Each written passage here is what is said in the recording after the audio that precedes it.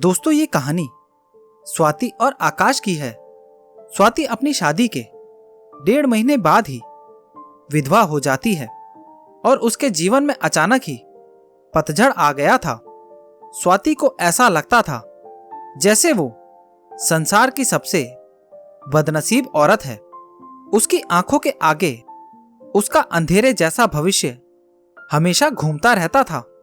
स्वाति के घर में सिर्फ उसकी बूढ़ी मां थी और स्वाति के पति के गुजरने के बाद स्वाति के पिता भी इस दुख में गुजर जाते हैं।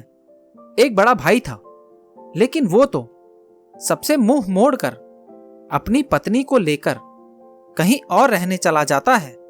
इसीलिए अब स्वाति को लगता था कि जिंदगी में कभी भी खुशी उसके दरवाजे पर दस्तक नहीं देगी। इधर आकाश की शादी 2 साल तक तो अच्छे से चल रही थी, लेकिन फिर उसकी पत्नी का किसी और के साथ चक्कर चलने लगा और वो उस दूसरे आदमी के साथ खुलेआम अय्याशियां करने लगी। फिर कुछ दिनों में ही उसने आकाश को तलाक देकर दूसरे आदमी से शादी कर ली। आकाश अपनी पत्नी से बहुत प्यार करता था, लेकिन तलाक होने के बाद वह अपनी पत्नी के बिना बिल्कुल ही अकेला सा हो गया था और अपनी सुनसान वीरान जिंदगी अकेले ही काटने लगा। वह नहीं जानता था कि अब उसका भविष्य कैसा होगा, कभी वह फिर किसी से शादी कर पाएगा या नहीं। तभी एक दिन स्वाति और आकाश दोनों ही किसी की शादी की सालगिरह में जाते हैं। स्वाति की एक सहेली आकाश को जानती थी और उसी ने उन दोनों को मिलवाया।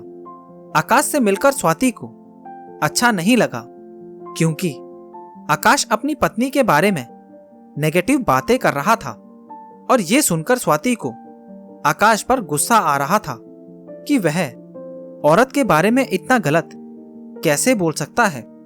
लेकिन बाद में उसकी सहेली मंजू ने बताया कि आकाश कितना दुखी लड़का है।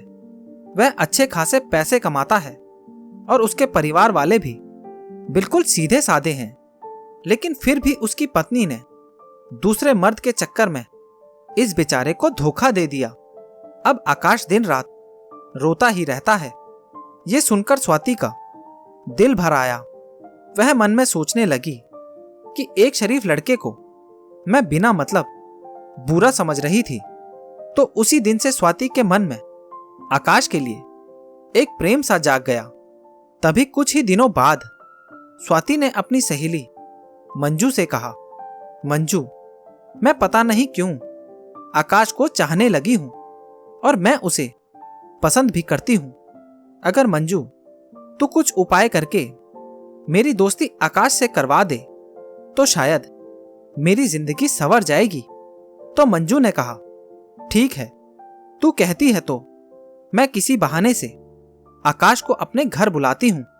मैं उसे तेरी सारी कहानी पहले ही बता दूंगी, फिर तू भी आ जाना। आगे तुम दोनों की किस्मत। तभी मंजू अपने जन्मदिन का बहाना करके आकाश को अपने घर बुलाती है और मंजू आकाश को स्वाति पर बीती हुई सारी बात बताती है और वो उसे ये भी बताती है कि शादी के 1.5 महीने में ही स्वाति विधवा हो गई थी। आकाश को स्वाति का ऐसा हाल देखकर उसे बहुत दुख होता है। तभी आकाश स्वाति से मिलता है और उसे समझाता है। वाकई स्वाति एक बहुत दुखी लड़की थी। अब आकाश ये तय कर लेता है कि वो स्वाति का सहारा बनेगा। स्वाति को भी आकाश दिल से बहुत पसंद था और दोनों ही बाहर भी मिलने लगे ताकि वो एक दूसरे को सही से समझ सकें। एक दिन उन दोनों को ही एक दूसरे से बेहद प्यार हो गया और रात रात भर वो दोनों ही फोन पर चैटिंग भी करते थे और कभी फोन पर बातें भी कर लेते थे। आकाश बहुत ही रोमांटिक लड़का था। वह अपनी बातों से स्वाति का दिल जीत चुका था। स्वाति को भी आकाश के मुंह से अपनी तारीफ सुनना बहुत अच्छा लगता था। दोनों ही हर रविवार को मिलते थे, पार्क में घूमने जाते थे और कभी कभी रात को होटल में डिनर करने भी चले जाते थे। एक दिन स्वाति आकाश को अपने घर ले गई और उसे अपनी माँ से मिलवाया। आकाश ने जब स्वाति के माँ के पैर छुए तो स्वाति की माँ रोने लगी और आकाश का हाथ पकड़कर कहने लगी कि बेटा, मेरी बेटी का सहारा बनना और उसका साथ कभी मत छोड़ना। मेरे सिवा इसका कोई भी नहीं है। अब मेरा भी कोई पता नहीं कब उस भगवान का बुलावा आ जाए। अगर मैं मर गई तो मेरी जवान लड़की का क्या होगा। ये सुनकर आकाश की भी आंखों में आंसू आ गए और स्वाति भी खूब रोने लगी। तभी आकाश ने कहा, माँ जी, आप बिल्कुल भी चिंता ना करें। स्वाति का मैं मरते दम तक साथ नहीं छोड़ूंगा और आपको भी कुछ नहीं होगा और आपकी बेटी का मैं जिंदगी भर ख्याल रखूंगा। ये सुनकर स्वाति की माँ और स्वाति को बहुत ही अच्छा लगता है और स्वाति आकाश का हाथ अपने गालों पर लगाकर रोती है। तभी एक दिन दोनों ही पार्क में बैठे थे तो स्वाति ने कहा, आकाश, तुम अपने घर वालों से मुझको कब मिलवाओगे। आकाश ने बात टाल दी और उससे प्यार भरी बातें करने लगा और कहा, स्वाति, मैं तुम्हारे बिल्कुल नजदीक आना चाहता हूं। बोलो, तुम मुझे अपने करीब कब आने दोगी। लेकिन स्वाति आकाश को अपने करीब आने से मना करती है, मगर फिर भी थोड़ा बहुत वो दोनों प्यार कर ही लेते हैं। तभी स्वाति की सहेली मंजू ने स्वाति के कान भरना शुरू कर दिया। उसने कहा कि स्वाति, कि लड़कों पर इतनी जल्दी भरोसा नहीं करते। तू तो सीधी सादी है। आकाश को अपनी मां से भी मिला दिया, लेकिन आकाश ने तुझे किसी से मिलवाया। कहीं ऐसा ना हो कि वो तुझे इस्तेमाल करके छोड़ दे। ये सुनकर स्वाति के कान खड़े हो गए और वो सोचने लगी कि कहीं आकाश मुझे धोखा तो नहीं दे रहा। उधर आकाश ये सोच रहा था कि स्वाति को अपने घर कैसे लेकर जाऊं।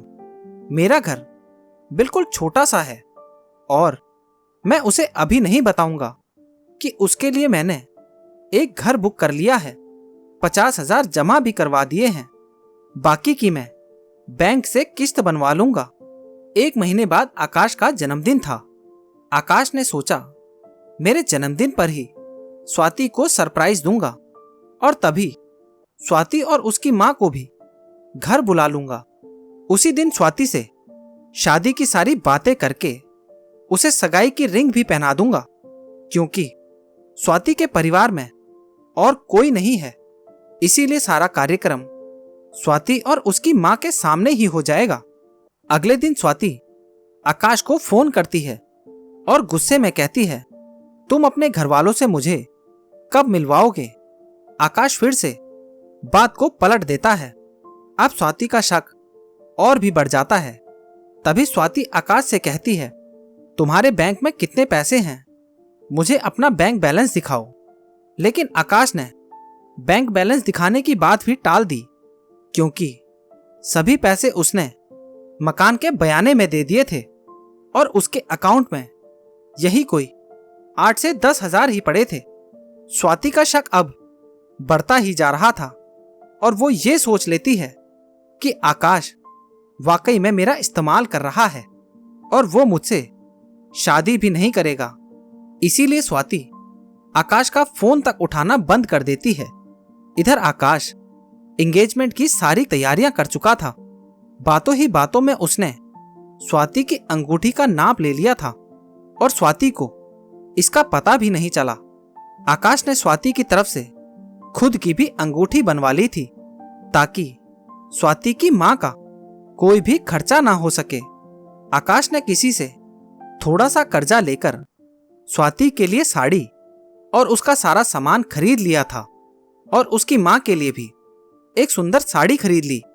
अब आकाश ने यह सबको कह दिया कि मेरे जन्मदिन वाली रात को मेरी सगाई स्वाति से है और उसके घर में भी उसने सबको बता दिया था।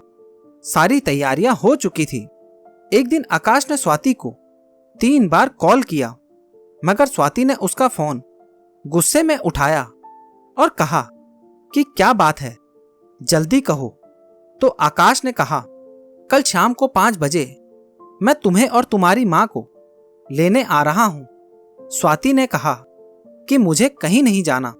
तो आकाश ने कहा कि स्वाति, कल मेरा जन्मदिन है। लेकिन फिर भी स्वाति ने आकाश को जन्मदिन की बधाई नहीं दी। फिर स्वाति ने सोचा कि जन्मदिन में चली जाती हूं, इससे आकाश का पर्दा भी फाश हो जाएगा। अगली शाम स्वाति और उसकी मां तैयार हो जाती है और आकाश की गाड़ी में बैठकर उसके साथ चली जाती है। पूरे रास्ते स्वाति ने आकाश से कोई भी बात नहीं की, क्योंकि उसे तो आकाश के रूप में एक धोखेबाज नजर आ रहा था। तभी जैसे ही स्वाति आकाश के घर की दहलीज पर कदम रखती है, वैसे ही आकाश की मां आरती की थाली लेकर आती है और स्वाति को टीका लगाकर उसकी आरती उतारती है। ये देखकर स्वाति हैरान रह जाती है। फिर वो भी आकाश की मां के पांव छूती है। उनकी मां उसे अंदर आने के लिए कहती है। सभी लोग खड़े थे। आकाश के बड़े भाई भाभी, आकाश के भतीजा भतीजी और आकाश की मां व भोले भाले उनके बाबूजी। सभी लोग स्वाति और उसकी मां का स्वागत करते हैं और बैठने के लिए कहते हैं। अब आकाश का जन्मदिन भी बन जाता है। उसके बाद स्वाति जाने के लिए कहती है तो आकाश की मां कहती है, बहू, तुम्हें जाने के लिए नहीं बुलाया है, हमेशा के लिए यहीं रहने के लिए बुलाया है। स्वाति समझ नहीं पाती है। तभी आकाश की बड़ी भाभी 2 फूलों की माला और एक प्लेट में 2 अंगूठी लेकर आती है। ये देखकर स्वाति आकाश की तरफ बड़े ही आश्चर्य से देखती है। तभी आकाश एक अंगूठी स्वाति के हाथ में रख देता है और कहता है, आज हमारी एंगेजमेंट है और इस बात के लिए मैं तुम्हें सरप्राइज करना चाहता था। तुम्हें यह रिश्ता मंजूर है ना? स्वाति रोने लग जाती है और मन में यह सोचती है कि मैंने किस लड़के पर शक किया। आकाश ने नए मकान के कागज भी स्वाति के हाथ में रख दिए और कहा कि स्वाति, ये मकान मैंने तुम्हारे लिए लिया है, क्योंकि हमारा ये घर थोड़ा छोटा है ना। स्वाति की आंखें अब अपने आंसुओं को रोक नहीं पा रही थी। तभी स्वाति मकान के कागज अपनी सास के हाथ में रखते हुए कहती है, माँ जी, मुझे तो इसी घर में रहना है, आपके साथ। मुझे नया मकान नहीं चाहिए। इस बात से घर के सभी लोग खुश हो जाते हैं। तभी आकाश कहता है कि स्वाति, तुम्हारी माँ भी हमारे साथ ही रहेगी। भला वो अकेली कैसे रह पाएगी? ऐसा करते हैं, जो मकान मैंने लिया है वो पास में ही है। माँ को तुम वहीं शिफ्ट कर दो ताकि तुम अपनी दोनों माँ को संभाल सको। अब सब कुछ ठीक हो गया था। कहाँ स्वाति एक शक की वजह से सब खत्म करने जा रही थी। ये गलती उसे बहुत महंगी पड़ने वाली थी, मगर स्वाति ने आकाश के घर जाकर अच्छा ही किया। इसीलिए दोस्तों, जीवन में कभी भी किसी शक की वजह से अपने प्यार को कभी मत छोड़ना। पहले पूरा सच जानना, फिर कोई कदम उठाना, तभी आपका भी रिश्ता बच सकता है।